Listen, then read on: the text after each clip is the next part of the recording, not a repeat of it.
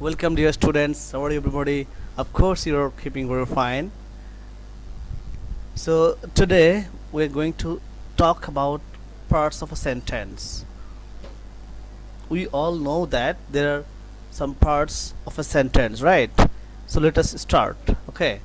So, there is a sentence, right? People elected him a mayor. Here, people is subject, elected verb, him you'll discuss it by yourself. But I want to talk about that people, if the people is subject, elected him a mayor is predicate, right? Look at the slide. People subject, elected him a mayor is predicate. And here people verb. And the other part what?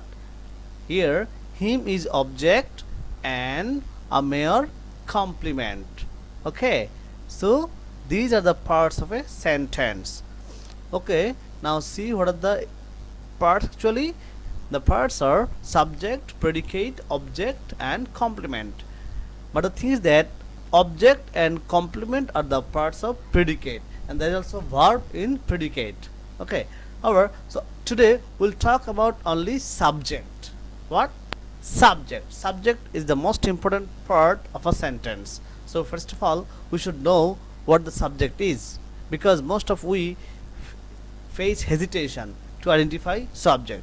So it is essential, it is necessary to learn by yourself. Okay, so what is subject? Subject is a word, right? Subject is a word or a group of words. It may be a single word or it may be more than a word. So there may be more words that denotes the person or think about whom or which something is said. Remember it, about whom or which something is said. For example, Rapsan gave me a perfume. Here, Rapsan, right? Rapsan is subject. See? Right, Rapsan is subject. Then another sentence, Tamjid and Taib are brothers. Tamjid and Taib are brothers. So, who are the subject? Here, Tamjid and Taib are subject. Remember it. Tamjid and Taib. Another sentence, I invited Rapsan. Here, I is subject. Okay? I is subject. Okay, so these are subject. Now we should know the classification of subject, right? So there are three kinds of subjects. Mainly there are three kinds of subjects. Remember it. So what are these? Single subject, compound subject and implied subject. Okay, what? Single subject, compound subject and implied subject. Now let us talk about the definition and example of single, compound and implied subject. Okay, first of all, single subject is what? If only a word, only one word is used as subject, it will be called a single subject. For example, Irshad is a journalist. Here Irshad is subject and it is single subject. They are playing in the field. They are playing in the field. There is subject, right? And they it is single subject. Okay, so Irshad and they, these are single subject. Now see compound subject. What? Compound subject, right? So compound subject when two or more than two subjects. What? Two or more than two subjects will be used, and there must be there may be conjunction and as well as or both and not only but also this connecting conjunction, right? This connecting conjunction will be there between the subject or among the subjects. Okay, then it will be compound subject. For example, see Nidhi and Ridhi. Nidhi and Ridhi are naughty girls. Okay, so Nidhi and Ridhi, there are two subject and there is conjunction. There is a conjunction and between the two subjects, Nidhi and Ridhi. So this is compound subject. Okay, see another example. You, he and I went to university. The three subjects normally here, you, he and, right? You, he and I, the three subjects, and the conjunction and is among the three subjects. So here this is compound subject, and the students as well as their guardians were present there, right? The students subject, their guardian subject, but there is a conjunction as well as among the subjects. So this is also a compound subject. Okay. Now see implied subject.